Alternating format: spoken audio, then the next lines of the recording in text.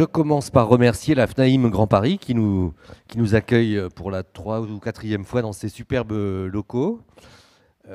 Merci à son président Olivier Principal, qui était interviewé il y a quelques jours dans le journal du Grand Paris en réaction au rabot.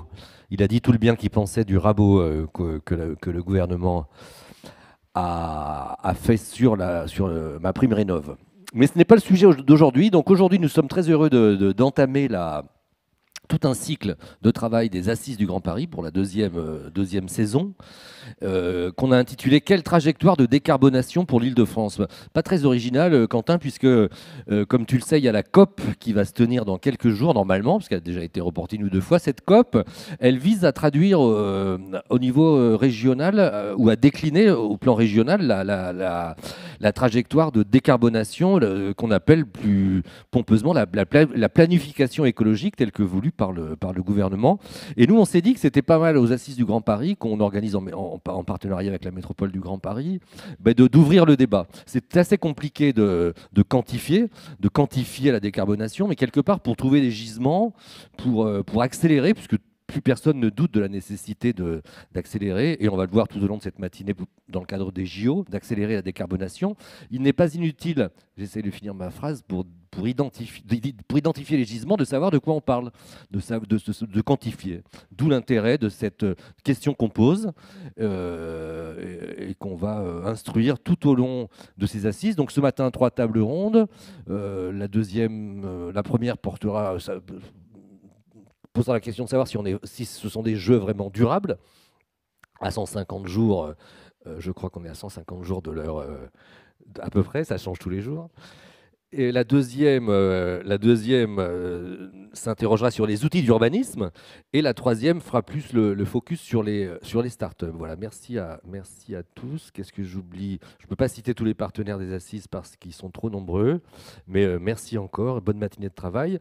Et Quentin, je te laisse la parole. Donc, tu es maire de Duny et vice-président de la métropole chargé des grands événements sportifs. Bonjour à toutes et à tous. Merci Jacques pour ce mot d'introduction. À mon tour, je tenais d'abord à vous remercier d'être présent, mais aussi à remercier la FNAIM de son accueil pour ce lancement un peu des Assises du Grand Paris 2024.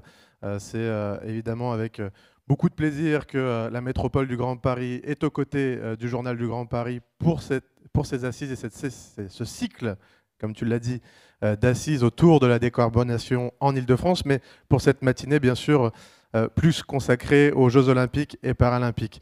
Parce que pour nous, à la métropole du Grand Paris, avec Patrick Ollier, le président, évidemment, on a à cœur de faire en sorte que ces Jeux soient une réussite. Et on est, alors j'ai pas le nombre de jours exact, mais je sais, hier, on était le 26, et donc le 26, c'est 5 mois avant la cérémonie d'ouverture, qui verra bien sûr la flamme olympique parcourir à la fois la Seine et allumer la traditionnelle torche, la traditionnelle vasque olympique qui se trouvera pas très loin de la Tour Eiffel, et puis petit à petit dans les différents sites de compétition, puisqu'on va vivre quelque chose d'historique.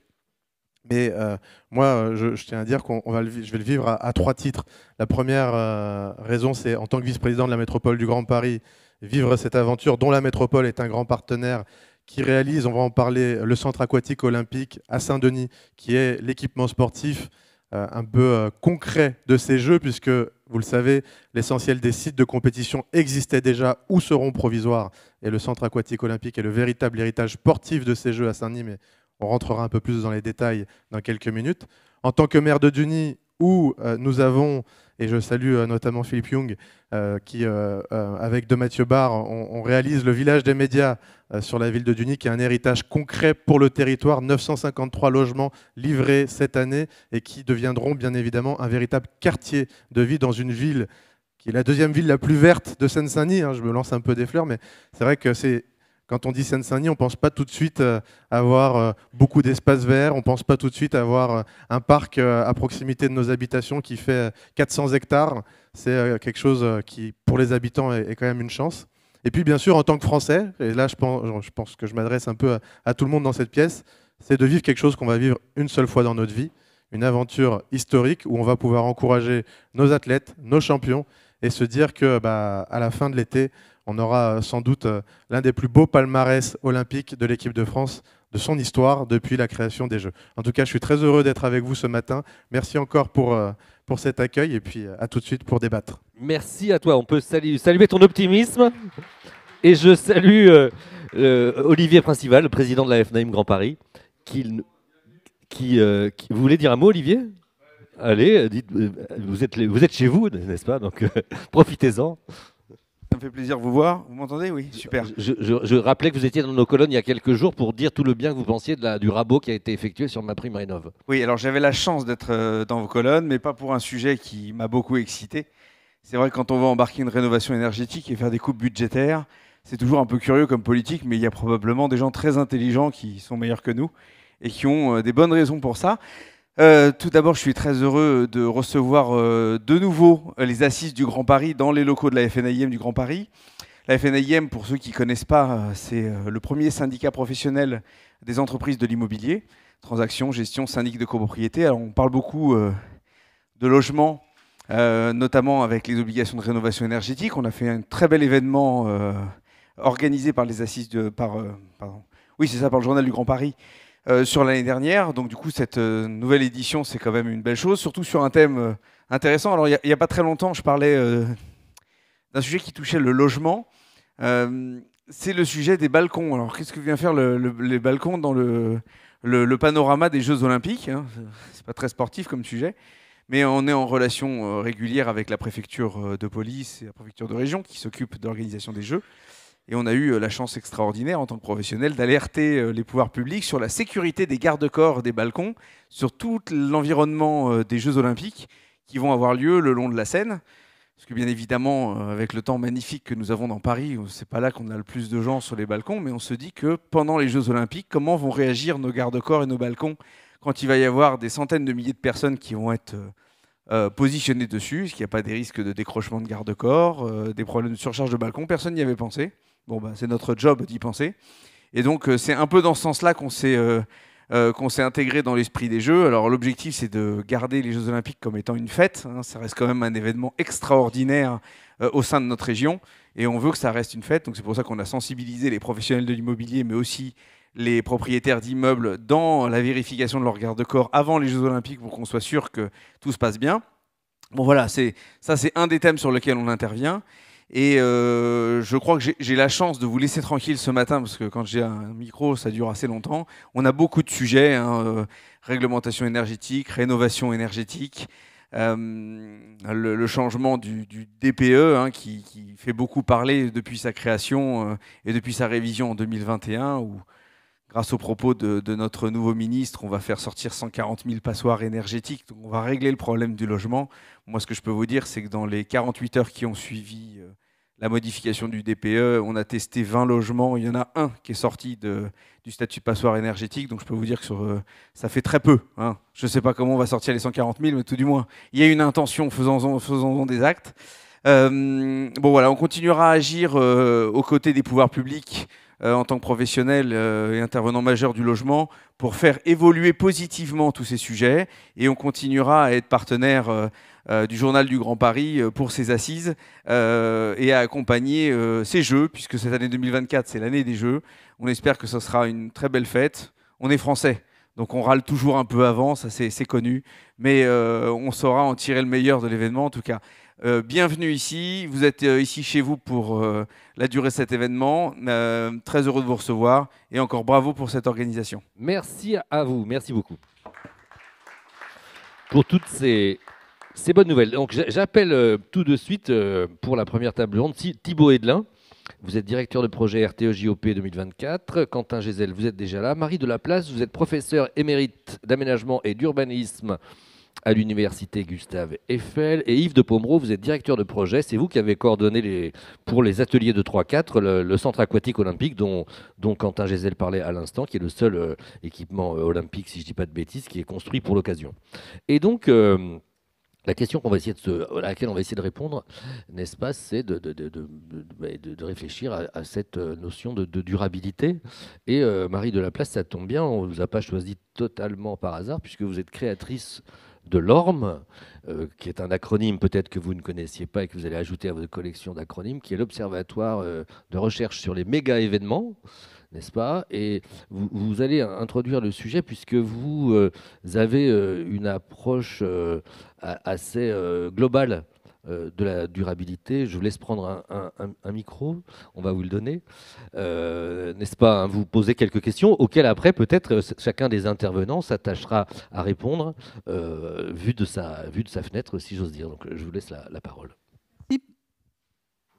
Merci pour cette invitation, tout d'abord. Donc, effectivement, je suis cofondatrice avec un certain nombre de collègues de l'Université Gustave Eiffel de l'Observatoire de recherche sur les méga-événements. Et c'est un observatoire qui a été créé en 2018. Donc, depuis 2018, on travaille sur l'évaluation, mais aussi l'accompagnement de l'organisation de méga-événements en France et en particulier des Jeux Olympiques. C'est tout ça pour vous dire que finalement, la question de l'évaluation et la question de l'héritage, c'est une question qui doit se poser très tôt et pas simplement juste après l'événement, mais très tôt de façon à pouvoir anticiper ce qui va se passer avec cet événement. Et de surcroît, lorsque l'on considère que ce qui va se passer, et en particulier l'héritage, est coproduit par un certain nombre de stratégies d'acteurs, mais aussi par les comportements des individus, eh bien, il faut pouvoir saisir ces comportements et saisir ces stratégies au moment où elles sont définies.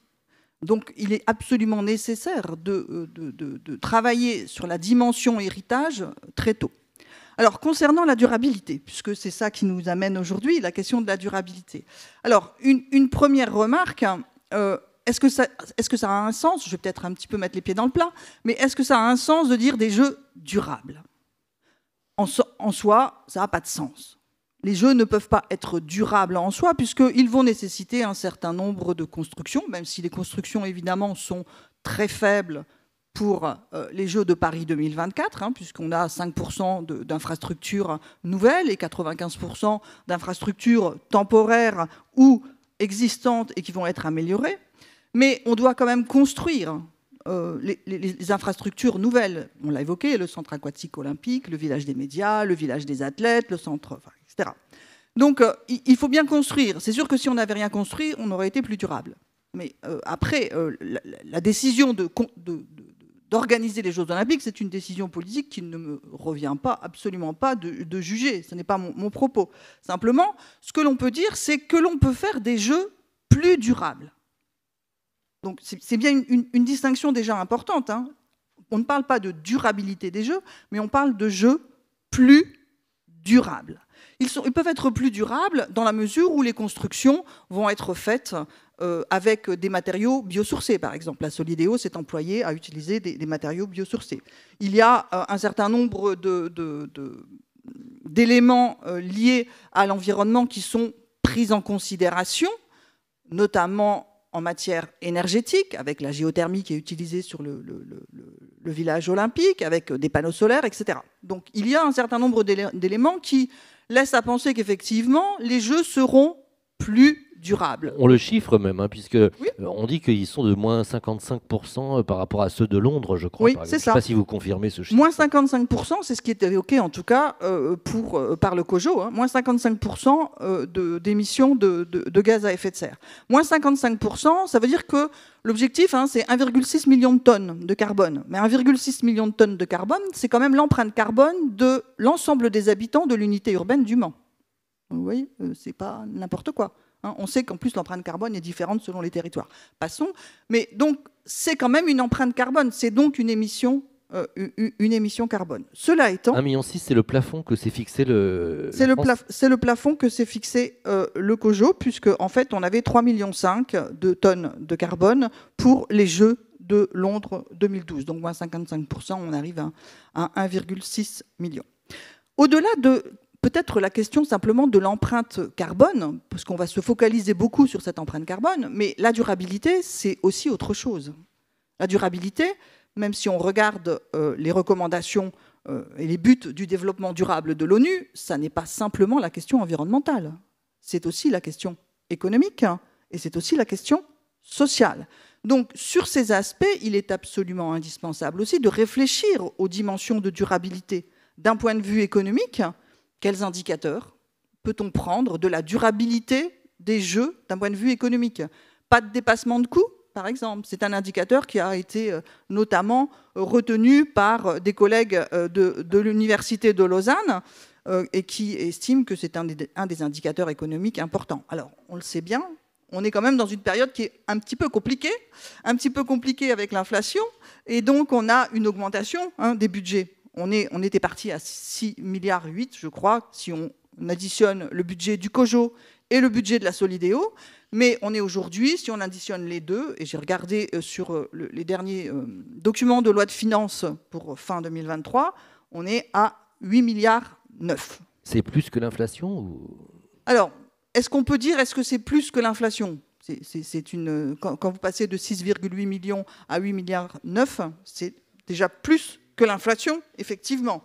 Simplement, la question est l'inflation, comme vous le savez, hein, c'est l'élévation du niveau général des prix. Et cette élévation du niveau général des prix, elle est, comment dirais-je, si on regarde dans le détail, on peut avoir des évolutions très différentes sur différents aspects, sur différents produits. Par exemple, le bois a connu une très forte augmentation des coûts. Et or, le village des athlètes, il est construit avec des ossatures bois jusqu'à 8 étages, si je ne me trompe pas, et au-delà avec des ossatures mixtes. Donc le bois a connu une augmentation extrêmement importante, et bien plus importante que l'inflation générale, et par conséquent, les coûts augmentent. Donc quand on a une augmentation des coûts, évidemment, il faut chercher à les maîtriser.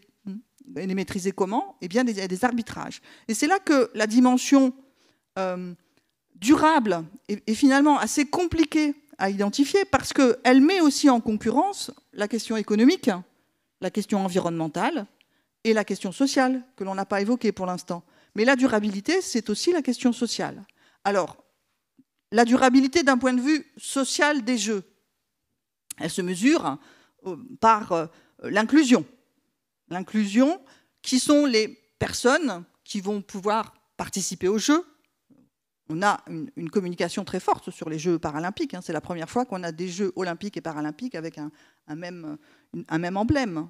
Paris fait très fort sur cette inclusion des personnes en situation de handicap et des athlètes paralympiques. Mais est-ce que les personnes en situation de handicap, spectateurs, vont pouvoir assister aux Jeux ? Comment ? Je viens de prendre le métro, n'est-ce pas ? Force est de constater que dans les infrastructures de transport, on a encore beaucoup de travail pour pouvoir améliorer l'accessibilité des différents lieux dans lesquels se dérouleront les Jeux olympiques. On a encore beaucoup de travail. De nombreuses stations ne sont pas du tout accessibles aux personnes en situation de handicap. Les impacts sociaux, enfin, j'aime pas parler en termes d'impact, c'est plutôt la durabilité donc sur la dimension sociale. C'est aussi la dimension sociale dans les objectifs du développement durable, c'est aussi moins de pauvreté, c'est aussi que tout le monde puisse manger à sa faim. Est-ce que de ce point de vue-là, on peut évaluer la question de la durabilité d'un point de vue social des Jeux. Je pose la question. L'emploi, vous ne citez pas l'emploi. Alors l'emploi, c'est en fait un indicateur qui peut exister d'un point de vue économique, mais aussi d'un point de vue social. Donc effectivement, les études qui ont été faites par le CDES tendent à montrer qu'il y a un certain nombre de créations d'emplois sur la phase construction, création d'emplois sur la phase jeu. C'est les deux moments où il y a le plus de création d'emplois. La question qui se pose concernant la création d'emplois, effectivement, il peut y avoir et il y a eu des créations d'emplois. La question qui se pose, c'est aussi la création d'emplois pour qui ? La création d'emplois pour qui ? Pourquoi faire ? Et quelle pérennité au niveau des compétences éventuellement qui seront acquises par les personnes qui vont travailler pour les Jeux ? Travailler en termes d'employés, mais aussi travailler en termes de bénévoles. Il y a un vrai enjeu autour du bénévolat. Il y a un enjeu de recrutement des bénévoles. Ça, je crois que pour Paris 2024, et en tout cas à Paris, il n'y a pas de problème, pas trop de problème. Mais en même temps, tout l'enjeu, si on raisonne en termes de durabilité, si on raisonne en termes d'héritage, c'est bien l'enjeu des compétences. L'enjeu des compétences, les personnes qui vont travailler ou qui seront bénévoles sur les sites. Comment valoriser ces compétences? Comment les pérenniser? Et comment faire en sorte que les personnes qui vont travailler ou être employées de façon bénévole sur les sites, eh bien, puissent valoriser ces compétences et continuer à avoir un emploi pérenne dans le futur. Vous me parliez aussi de certaines nécessités. Par exemple, vous me disiez, bon, on parle du fait qu'il y a un gamin sur 2 en Seine-Saint-Denis qui ne sait pas nager ou qui arrive en 6e sans savoir nager, que construire plus de piscines, c'est une chose, mais qu'il faut aussi accompagner par tout un enseignement à la natation, qu'il ne suffit pas de construire des équipements sportifs. Oui, bien sûr. Là aussi, c'est la question de la durabilité d'un point de vue social, mais aussi d'un point de vue économique. Un enfant sur 2 entre au collège en Seine-Saint-Denis sans savoir nager. L'objectif, l'objectif, c'est pas l'objectif, mais en tout cas, un des héritages possibles des Jeux, c'est avec la rénovation des piscines, parce qu'on a construit le centre aquatique olympique aussi, mais on rénove aussi des piscines, et ça, c'est important pour la population. Et puis, il y a des bassins temporaires qui seront ensuite implantés dans différentes communes. J'ai cru comprendre que c'était quand même un peu compliqué pour trouver des communes qui acceptent d'avoir ces bassins temporaires. Pourquoi? Parce qu'effectivement, l'infrastructure, elle est indispensable pour apprendre à nager. Mais l'infrastructure, après les Jeux, il faudra bien la faire fonctionner. On connaît aujourd'hui les coûts de l'énergie pour faire fonctionner les piscines. Par ailleurs, apprendre à nager pour un enfant, certes, il faut qu'il y ait une piscine, donc il y ait une infrastructure, mais faut-il encore, comme vous le disiez à l'instant, qu'il y ait un maître nageur? Donc il y ait des maîtres nageurs qui soient recrutés, qui soient payés, formés.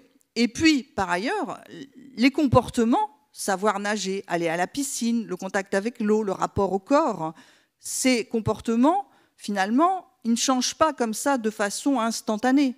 Il faut un certain temps pour modifier les comportements et pour aussi amener les enfants, en particulier donc les enfants de Seine-Saint-Denis, à la piscine. Donc l'infrastructure, certes, elle est indispensable. Et les rénovations de piscines, de ce point de vue-là, sont vraisemblablement plus importantes que la construction du centre aquatique olympique. Mais ça ne suffit pas. Faut-il encore qu'on puisse les faire fonctionner plus tard? Quentin, Gisèle, peut-être que vous vouliez réagir sur... je sais que la métropole a un plan piscine, mais est-ce que vous êtes maire aussi? Bon, peut-être que ça vous inspire quelques réflexions, ces dernières interrogations? Oui, tout à fait, sur la question du savoir nager en Seine-Saint-Denis. Alors moi, je suis maire d'une ville où la statistique est encore plus lourde, puisque c'est 3 enfants sur 4 qui, à l'âge de 10 ans, ne savent pas nager chez moi. Parce que, tout simplement, vous l'avez expliqué, hein, c'est le manque d'équipement. À Dugny, on n'a pas de piscine, mais aussi parce qu'on a bien conscience que, de un, on n'est pas capable de financer la construction, et encore moins capable de financer le fonctionnement derrière. Donc c'est là où il y a un vrai enjeu de pouvoir aussi travailler élus ensemble pour pouvoir mutualiser les équipements. Et puis, bien sûr, c'est de multiplier les équipements. Le centre aquatique olympique, c'est pas qu'une seule piscine. C'est en réalité l'équivalent, je crois, d'une trentaine de lignes d'eau à la fin. C'est un bassin d'apprentissage qui est positionné sous la passerelle qui traverse l'autoroute A1. C'est aussi un bassin aqualydique. Et cet équipement, il a vocation à accueillir non pas que les enfants de Saint-Denis, mais tous les enfants de la Seine-Saint-Denis et puis bien sûr de la métropole tout entière. Mais on a, avec le plan bassin héritage 2024 que la métropole du Grand Paris a porté, on a financé à peu près, on n'est plus très loin désormais des 18 millions d'euros octroyés pour financer la rénovation ou la construction de nouveaux bassins. Il y a effectivement la question des bassins temporaires des Jeux, qui sont des bassins d'entraînement, soit aux abords du centre aquatique olympique, soit des bassins de compétition qui seront dans la Défense Arena et qui seront réimplantés. Un, notamment à Sevran, dont nous avons posé la première pierre il y a quelques jours, et un deuxième, je crois, à Bagnolet. Mais il est vrai que ça a été pas forcément facile de trouver des territoires prêts à accepter ce type de bassin, parce qu'il fallait déjà, que le calendrier corresponde parfaitement avec celui des Jeux. C'est-à-dire quand les bassins vont être démontés après les Jeux, il fallait que la ville soit déjà prête à accueillir cet équipement sur son territoire, ce qui n'est pas forcément simple de coordonner l'ensemble. Et puis après, de financer. Et c'est là où il est important aussi que les acteurs locaux et les acteurs publics puissent continuer de travailler main dans la main pour financer ce type d'opération. Et puis il y a un deuxième dispositif, qui avait été lancé par Paris 2024, qui est le 1, 2, 3 nager, qui lui permettait de financer, et qui permet encore cet été, de financer l'installation de bassins temporaires sur les territoires, ce qui est le cas sur ma ville, où, par exemple, à Duny, l'été dernier, on a permis à 600 enfants, en l'espace de 2 mois et demi, d'avoir ne serait-ce qu'un premier contact avec l'eau pour certains, puisque pour beaucoup, ils n'avaient jamais osé mettre le pied dans l'eau, même si ils ont pied. Et là, on a pu casser une première barrière. Et le but, c'est que désormais, ces mêmes enfants retournent dans ce bassin cet été pour désormais savoir nager. Marie Delplace, vous me disiez aussi, ça peut paraître évident, mais par rapport à la durabilité, il faut aussi prendre en compte les trajets en avion. Il y a des millions de personnes qui vont venir en avion, et ça fait partie de l'addition. Oui, c'est justement le point sur lequel je m'apprêtais à intervenir, mais donc c'est très bien comme ça. Effectivement, hein, quand on regarde le bilan carbone qui a été fait par Paris 2024, hein, c'est 34%, c'est le transport. 34%, c'est les transports, et 25%, c'est les spectateurs. Alors, toute la question est de savoir d'où viennent les spectateurs. Alors, l'étude qu'on a faite dans le cadre de l'ORM, hein, on a fait une étude sur les grands événements sportifs internationaux. On montre finalement, on montre que, grosso modo, on a quand même 75% de personnes qui viennent du pays et 25% qui viendraient de l'extérieur. Mais les 25% qui viennent de l'extérieur, ils viennent comment ? Donc s'ils viennent en avion, évidemment, là, la question de l'empreinte carbone, elle est complexe. Les spectateurs chinois, les spectateurs australiens, les spectateurs américains, vous ne les ferez pas venir en train. Donc là, on n'a aucune marge de manœuvre pour pouvoir diminuer cette empreinte carbone. L'avion à hydrogène, on n'y est pas encore... On n'y est pas encore vraiment, non. Non, voilà, vous confirmez. Donc on n'y est pas encore vraiment. Et par conséquent, on les fait venir avec des avions qui sont des avions qui polluent. On sait que la pollution, hein, les émissions de gaz à effet de serre des avions, que ce soit le carbone, mais aussi les autres émissions de gaz à effet de serre, sont très importants. Alors, Paris 2024 indique on va essayer de faire préférer le train. D'accord, on va essayer de faire préférer le train. Comment fait-on pour faire préférer le train ? Au passage, je suis arrivée ce matin avec le train et j'ai dû me dépêcher vraiment parce que le train était en retard. Manifestement, hein, les trains n'arrivent plus à l'heure en France, alors que c'était le cas pendant un certain temps. Je crois qu'il y a eu des choses là-dessus. Donc, bon, j'ai pu arriver à l'heure, tant mieux. Les trains. Comment fait-on préférer le train ? Il va de soi que c'est tous nos comportements qu'il faut changer. La voiture, c'est la liberté. La voiture, on part quand on veut, on arrive quand on veut. Alors bien sûr, il y a des problèmes de parking, et à Paris, là, aujourd'hui, c'est un peu compliqué. Mais voilà, le train, comment faire préférer ? Déjà, les tarifs, hein, peut-être. Alors, je ne sais pas quelle est la stratégie de la SNCF sur la tarification des billets pour venir à Paris au moment des Jeux. Mais force est de constater que les tarifs de la SNCF sont très chers. Bien sûr, on a un effort avec des billets Ouigo, etc. Mais c'est quand même très cher.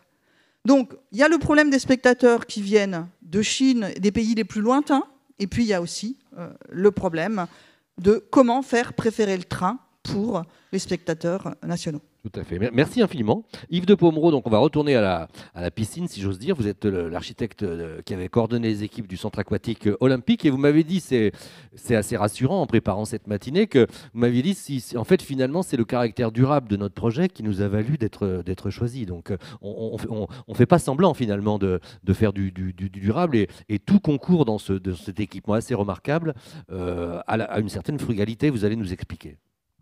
Oui, je vais vous expliquer ça. Alors, sur le choix de notre projet, je laisserai la métropole dire comment ils ont décidé de prendre le nôtre plutôt que les autres concurrents. En revanche, effectivement, nous, on a tout mis en œuvre pour que ce bâtiment puisse représenter effectivement les valeurs de développement durable qui étaient attendues pour l'équipement phare sportif qui va servir pour les Jeux Olympiques. Alors, je sais pas, j'ai préparé quelques images, je ne sais pas si c'était...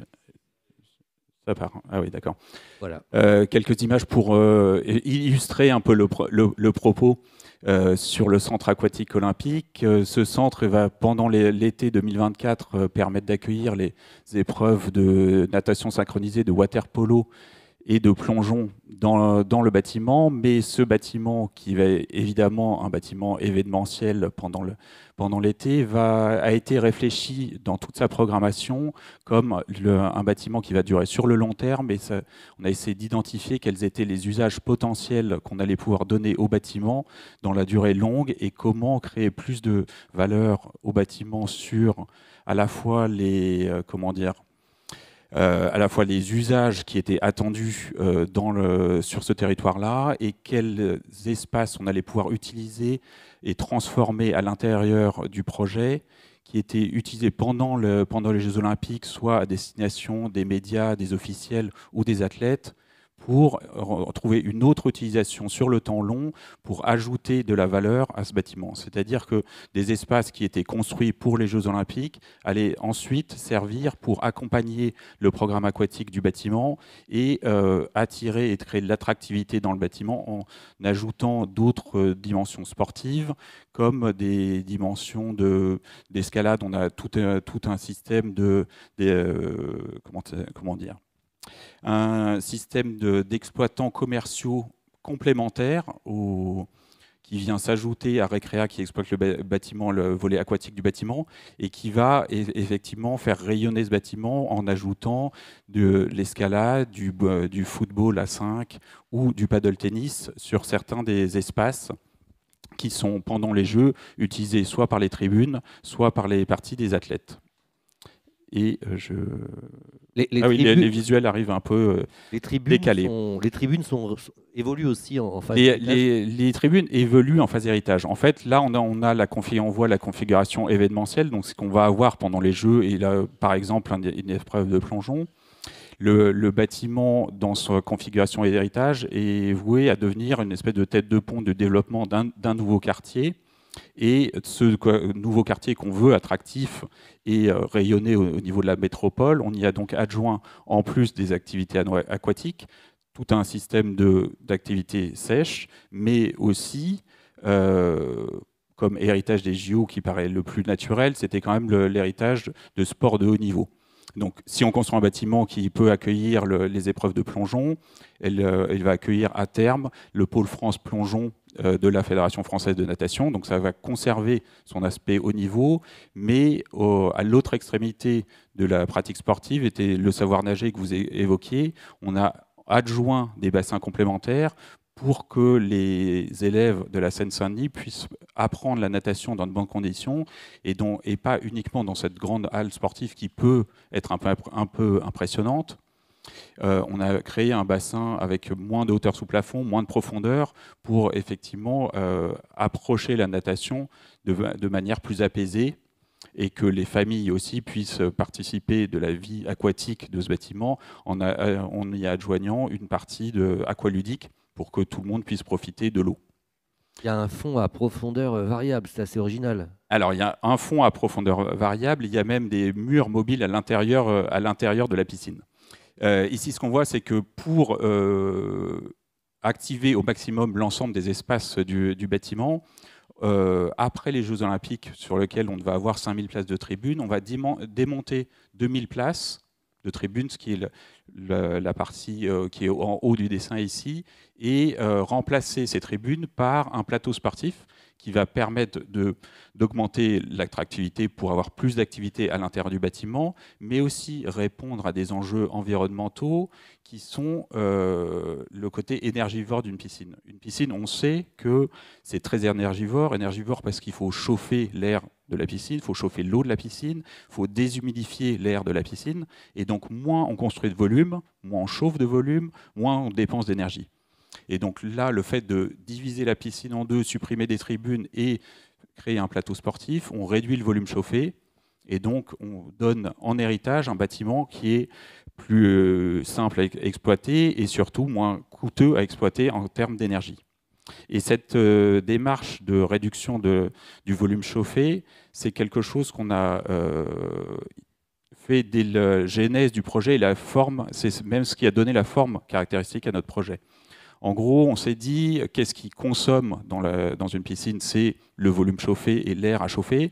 Et donc, on a minimisé au maximum ce volume en donnant à la toiture la forme très exacte de la courbe de visibilité des tribunes. En gros, si le centre aquatique a cette forme incurvée, c'est parce que le volume chauffé minimum nécessaire pour accueillir les épreuves olympiques avait cette forme-là. Et donc, on a mis sous vide le volume nécessaire minimum. On voit que tout est en bois. Vous avez subi, madame parlait de l'inflation très, très, très, très accentuée que le bois a subi. Vous avez souffert? Alors, l'entreprise qui a été désignée un peu, parce que, en fait, c'est vrai, c'est un marché de concession de services publics. Bouygues Bâtiment Île-de-France, n'est-ce pas? Bouygues Bâtiment Île-de-France, qui a été passé avant la crise. Et donc le projet de concession, qui est un groupement donc, mené par Bouygues Bâtiment Construction, avec Recrea, qui est l'exploitant dont je parlais, qui nous a permis de rajouter la commercialité à l'ensemble de l'équipement, effectivement, a subi l'inflation sur le bois qui est due à la crise en Ukraine, et aussi à l'engouement des JO pour la construction bois. Certainement. Mais c'est aussi une des manières de répondre quand même à la volonté de construire biosourcé et de réduire l'empreinte carbone de la construction. Et donc tout le cocon en bois événementiel a été construit en bois avec une structure très innovante dans le sens où, pour réaliser la forme concave qui épouse la forme des tribunes, pour réduire le volume chauffé, on a créé une structure tendue en bois. Donc non seulement on réduit le volume chauffé, mais on réduit la quantité de matière utilisée, puisque le bois qui travaille en tension nous permet d'avoir des poutres qui font 50 cm de haut sur une portée de 80 mètres de long. Donc c'est une toiture très, très mince, qui est avec une économie de matière importante et qui est biosourcée. Je vois que... Pardon, je vous en prie. On voit aussi que la démarche qu'on a utilisée pour réduire le volume chauffé, on a fait cette même démarche sur l'eau, parce qu'il y a des enjeux environnementaux sur une piscine, à la fois sur la réduction de la consommation d'énergie, mais la consommation d'eau potable. Évidemment, on utilise de l'eau, donc on a essayé de réduire au maximum le volume d'eau des bassins en faisant épouser le fond du bassin de plongeon, par exemple, au strict minimum recommandé par les fédérations internationales pour le plongeon. Vous êtes à combien de litres par nageur? Oh là là, vous allez poser une... Non, mais il faut être prêt. Non, mais je sais qu'à Pontoise, ils ont beaucoup réduit, par exemple. Ils sont à 230, je crois. Ou quelque chose oui, non, là, on est beaucoup plus innovant que ça. Là, on est autour de 85. On est vraiment sur le volet innovant de la consommation d'eau, parce qu'on a à la fois réduit le volume d'eau en mettant le minimum de profondeur possible pour tenir les épreuves de natation. On a mis aussi en œuvre des systèmes de filtration spécifiques par bassin. En fonction des volumes des bassins, les systèmes de filtration sont plus ou moins efficaces. Et donc les grands bassins olympiques, eux, sont filtrés avec un système de perlite qui permet de réduire drastiquement les consommations d'eau, principalement dans le nettoyage des filtres. Et là, on réduit pratiquement d'un tiers la consommation d'eau à ce niveau-là. Je vois que vous indiquez moins 5380 tonnes de CO2 là, sur votre slide. Vous me disiez que vous avez confié, comme il se doit, à des ingénieurs, finalement, mais la métrique, mais, ils ont calculé très précisément le carbone, tout ça désormais se calcule. Ah oui, les analyses de cycle de vie du bâtiment et de consommation de carbone, c'est quelque chose qui est maintenant monitoré de façon assez précise, et ce depuis la réglementation thermique RE 2020. Nous, on est passé avant cette réglementation thermique là, mais les outils étaient déjà en place, et donc ça a été monitoré avec ce même type d'outils. Très bien, alors ça nous fait une transition, à moins que vous ayez encore des éléments essentiels que vous vouliez... Alors, on a parlé de la programmation et du volet énergétique. Ce dont on n'a pas trop parlé, c'est le volet social, parce que en plus de construire le bâtiment en bois, on a construit l'ensemble des sièges du bâtiment en plastique recyclé, grâce à une start-up qui s'appelle SS Minimum, qui démarrait au moment où on démarrait la construction et qui nous a accompagnés dans la construction de cet ensemble de sièges. Et ce qui était intéressant, c'est que c'est du plastique recyclé, mais qui a été fait à base de bouchons de bouteilles en plastique, qui a été collecté dans le territoire à proximité. Et donc dans les écoles à proximité, c'est peut-être pas le bon visuel qui passe en même temps, mais qui a été collecté dans les écoles à proximité. Et donc les enfants ont pu, des écoles, ont pu participer à la construction du centre aquatique et donc se sentir investis à la fois de la construction et des enjeux de développement durable associés à cette construction. Et l'ensemble des partenaires du chantier, que ce soit les architectes ou les constructeurs, se sont déplacés dans les écoles pour faire des ateliers avec les enfants du primaire dans les écoles avoisinantes pour partager cette expérience et leur donner le sentiment à la fois d'appartenance et de leur transmettre effectivement l'héritage des JO tel que nous, on l'imaginait, qui était le développement durable et les jeux les plus durables possibles. Eh bien, merci beaucoup. Alors, puisqu'on parle de chiffres, Thibaut Edelin, donc vous êtes directeur de projet JOP 2024 chez RTE, comme réseau de transport d'électricité, comme chacun sait. Et vous me disiez 13 000 tonnes. Hein. 13 000 tonnes, c'est le montant des économies carbone que vous permettez, ou vous allez permettre, en reliant les différents équipements sportifs, dont peut-être le CAO, vous allez nous le dire, au réseau électrique, alors qu'il est de tradition, tout le monde ne le sait pas, que les grands équipements sportifs soient jusqu'à présent alimentés par des groupes électrogènes qui sont à l'empreinte carbone tout à fait considérable. Tout à fait, merci Jacques. Alors oui, sur ce sujet-là, RTE donc, est très mobilisé et depuis longtemps, vous parliez d'anticipation tout à l'heure, et on est vraiment dans l'anticipation. Et c'est vrai que les chiffres de Paris 2024 font que l'objectif, c'est de réduire l'empreinte carbone un maximum pour les Jeux Olympiques. Vous savez que c'est l'ADN de la candidature de Paris 2024.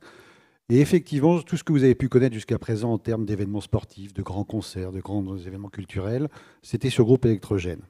Et là, la candidature de Paris 2024 dit pas de groupe électrogène et donc directement sur le réseau. Donc, ce qui met quand même une petite pression parce que si vous avez une coupure de 10 secondes, en général, dans la vie courante, c'est pas très grave, mais lorsque c'est la finale du 100 mètres qui fait 9 secondes, ça peut se voir et ça peut être un peu problématique. Donc, le sujet, c'est qu'on a l'obligation d'alimenter en direct les sites olympiques par le réseau électrique. Et évidemment, RTE est impliqué là-dessus, avec une très, très forte coordination avec Enedis, puisque Enedis, lui, s'occupe de la gestion du dernier kilomètre de raccordement. Et donc, on est vraiment très impliqué sur cette coordination pour permettre que tous les sites olympiques soient directement reliés sur le réseau et qu'il n'y ait plus de groupe électrogène. 13 000 tonnes, c'est l'objectif vu par Paris 2024. Et donc, nous, on a effectivement, comme vous le disiez tout à l'heure sur l'anticipation, fait en sorte que depuis 3-4 ans, on est sur la gestion de l'anticipation pour faire en sorte que le réseau soit fiabilisé en amont de l'événement, qu'il soit aussi au maximum disponible pendant l'événement, c'est-à-dire qu'on ait les personnels, bien entendu, on ait les équipements en cas de problématiques d'avarie et de réparation, et puis qu'on protège aussi notre réseau. Dans Paris, il y a 100 km de galeries souterraines avec Enedis. Et du coup, on a l'obligation de sécuriser l'ensemble de nos ouvrages électriques parce qu'il y a toujours des problématiques de malveillance qui sont tout à fait envisageables et envisagées. Donc nous, notre travail, c'est de faire en sorte que notre réseau soit, pour l'événement, fiable, disponible et protégé.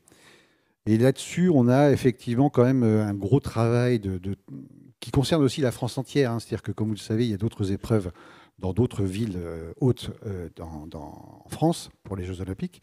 Et donc, on a à peu près 400 km de lignes à surveiller, à vérifier.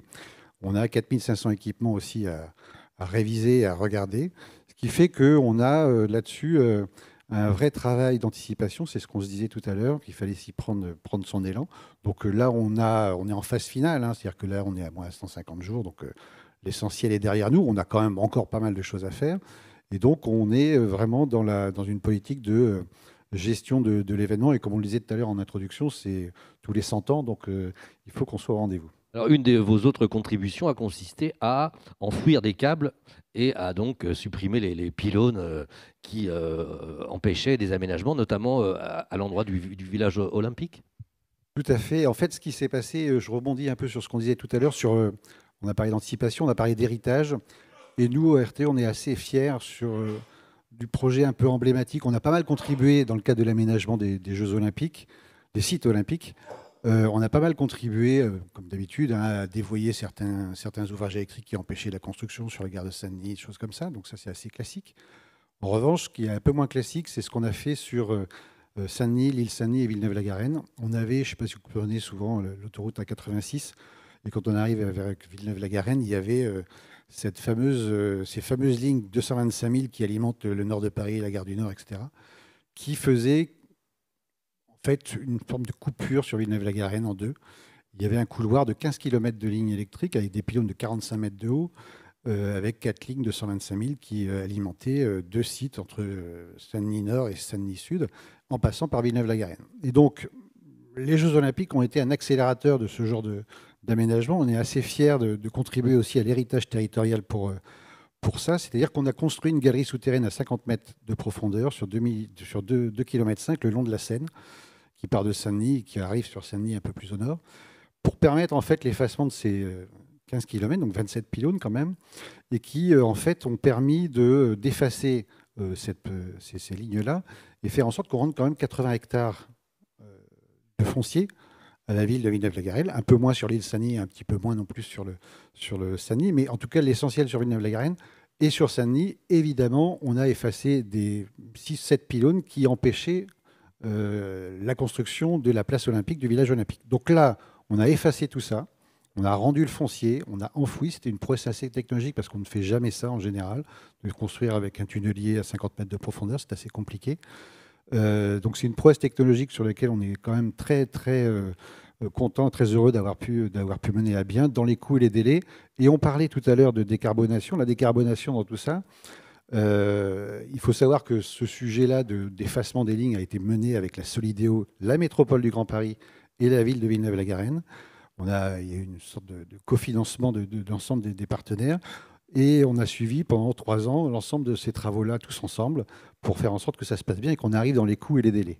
Et la décarbonation, ça a été de faire en sorte que, dans le cadre de la convention d'objectifs qu'on a signée avec la Solidéo et Paris 2024, on avait des enjeux environnementaux et des enjeux sociaux. Et les enjeux environnementaux, c'était évidemment de minimiser au maximum l'empreinte carbone. On avait un objectif de 10 000 tonnes équivalent carbone. On est arrivé à 8 000, donc on est plutôt satisfait. Et en termes de social et d'économique, on avait aussi des engagements à prendre sur tout ce qui est contribution à l'économie locale, TPE, PME. Là aussi, les objectifs ont été atteints, voire dépassés. Et aussi sur le social, où on avait l'insertion des personnes éloignées de l'emploi dans le cadre de ces travaux. Et là aussi, on a à peu près 27 000 heures d'objectifs à atteindre. On a mis 30 000 heures. Là-dessus, c'était des emplois de faible qualification. Évidemment, construire avec un tunnelier et une galerie, c'était quelque chose qui demande des hautes qualifications. Pour autant, on a pu insérer des personnes éloignées de l'emploi pour faire en sorte que ces gens-là, sur des travaux de manœuvre, des travaux de gardiennage, de mise en sécurité, on a pu quand même faire en sorte que sur la population de la Seine-Saint-Denis, on ait pu intégrer ces profils-là dans nos équipements. Donc on est plutôt très content de ce qu'on a pu faire. Eh bien, merci infiniment pour toutes ces informations. On a encore quelques minutes si jamais il y avait des questions, des demandes d'intervention dans la salle, ce serait possible.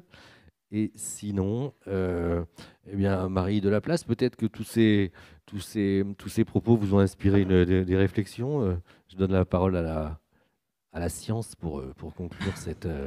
Si je représente la science, la science qui a toujours raison. Oui, mais la science, elle est toujours en train de se construire et rien n'est jamais acquis, si j'ose dire. Donc, il faut toujours se remettre en question.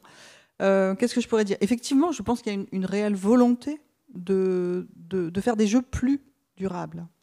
Mais alors, derrière, la question, c'est de quelle durabilité on parle, mais je ne rentrerai pas dans ces débats très intellectuels sur la durabilité faible, la durabilité forte.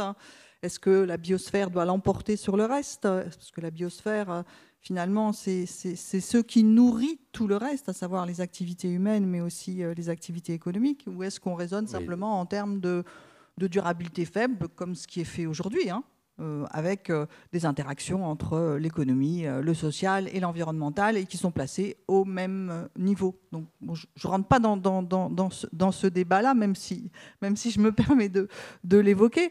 Je pense que les jeux ne sont pas durables en soi, mais ça, c'est une je veux dire, organiser les jeux, c'était une question politique. Je n'ai pas à revenir là-dessus. Donc, ils sont organisés. Par contre, on peut faire des jeux plus durables. Mais ce que je voudrais dire aussi, c'est que cette question de la durabilité, c'est à tout à chacun d'essayer de construire cette durabilité par nos comportements, par la façon dont on se déplace. Et les spectateurs qui viendront pour les jeux, eh bien, ils ont leur rôle à jouer. Je ne sais plus combien de tonnes de détritus ont été récoltées à Rio. On s'engage ici à avoir moins de détritus pour les Jeux de Paris 2024, pendant les Jeux, puisque en fait, les plastiques à usage unique seront bannis et l'ensemble des plastiques éventuellement sera recyclé. Je crois qu'on est à 80% qui est annoncé par Paris 2024 de recyclage. Donc il y a une réelle volonté. Maintenant, la durabilité, elle ne se fait pas simplement comme ça, en disant on va faire des jeux plus durables, c'est tout à chacun, et différents niveaux, hein, les institutionnels aussi, mais aussi les individus, de participer à la construction de jeux plus durables. Merci infiniment. Merci à tous les 4. Et on peut vous applaudir.